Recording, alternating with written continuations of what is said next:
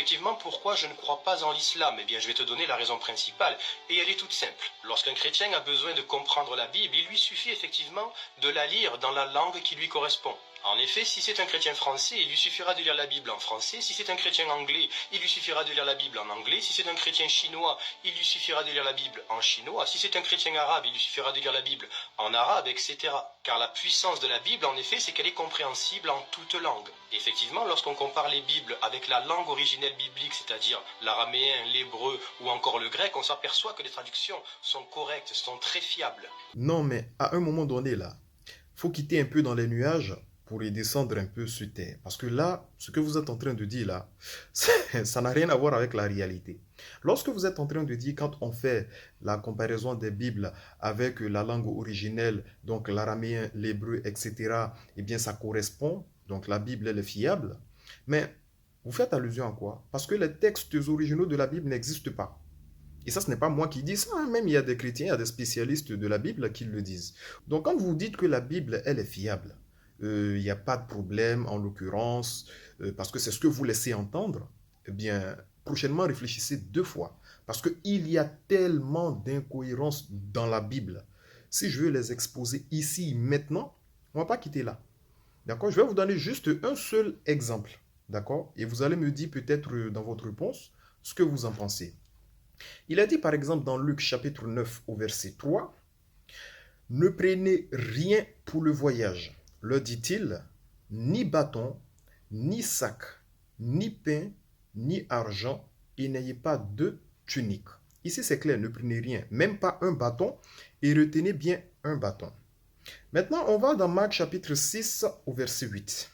Il leur prescrivit de ne rien prendre pour le voyage, si ce n'est un bâton, de n'avoir ni pain, ni sac, ni monnaie dans la ceinture.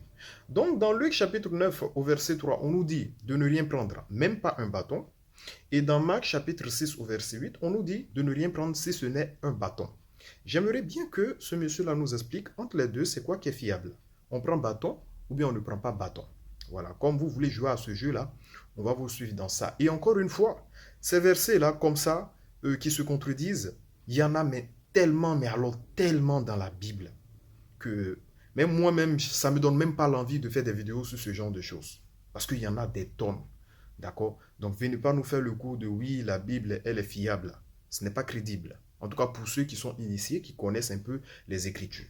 Maintenant, si vous insistez, on va revenir sur toutes ces contradictions-là, Inch'Allah. On continue. En revanche, en ce qui concerne le Coran, eh bien c'est l'inverse. En effet, lorsqu'une personne commence à étudier en profondeur le Coran, à un moment donné, la majorité des musulmans, les hiérarques, les imams, les mouftis, les chirs, les prédicateurs, disent que pour bien comprendre le Coran, il faut le lire en langue arabe.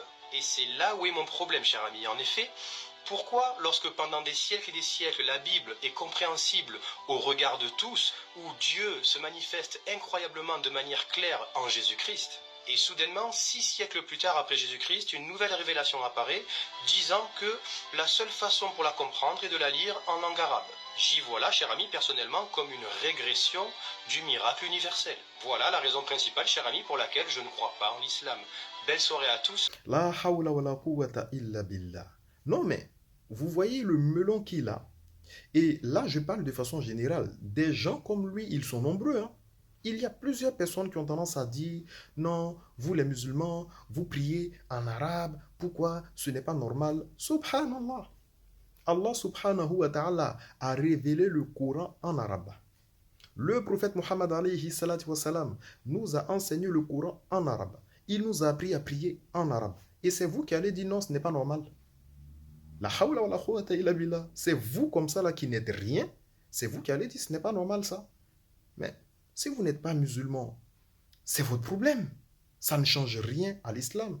Par celui qui détient mon âme. Aujourd'hui, il n'y a même pas encore 3 heures, il y a un frère qui m'a contacté et qui m'a dit qu'il s'est converti à l'islam. Je ne m'attendais même pas à sa conversion. Donc, malgré toutes les inepties que vous êtes en train de raconter, il n'y aura que des convertis par la grâce d'Allah. Comme Allah Ta'ala le dit, Huwa allazi arsala rasulahu bil huda wa dinil haq لِيُظْهِرَهُ عَلَى دِينِ كُلِّهِ وَلَوْ كَرِهَ الْمُشْرِكُونَ. C'est Allah subhanahu wa ta'ala qui a envoyé le prophète Mohammed alayhi salatu wassalam avec la religion de vérité pour la faire triompher sur toute autre religion, n'en déplaise aux mécréants. Donc, vous aimez où? Vous n'aimez pas où? Ça ne va rien changer à l'islam. Tu deviens musulman, c'est pour toi. Tu n'es pas musulman, c'est ton problème. Voilà. Mais au dernier jour, il y a des gens qui vont grincer les dents et qu'Allah subhanahu wa ta'ala nous préserve. Mais en réalité, lorsqu'on vous dit, voilà, d'apprendre le Coran en arabe, c'est pour votre bien. Si tu apprends le Coran dans la langue originelle, mais qui va venir t'embobiner? Qui va venir te tromper?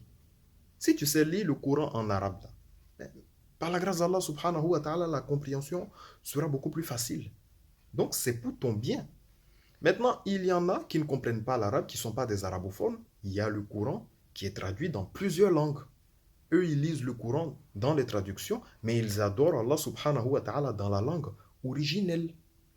Vous voyez donc, le Coran est bien évidemment traduit. Il y a des gens qui lisent ça et qui ont la compréhension. Mais à partir du moment où on ne s'entend pas sur une traduction, ben on retourne au texte original. Et alhamdoulilah, on voit les avantages que cela a. Voilà, maintenant vous aussi, ça ne vous plaît pas, ça ne vous convient pas, ben c'est votre problème.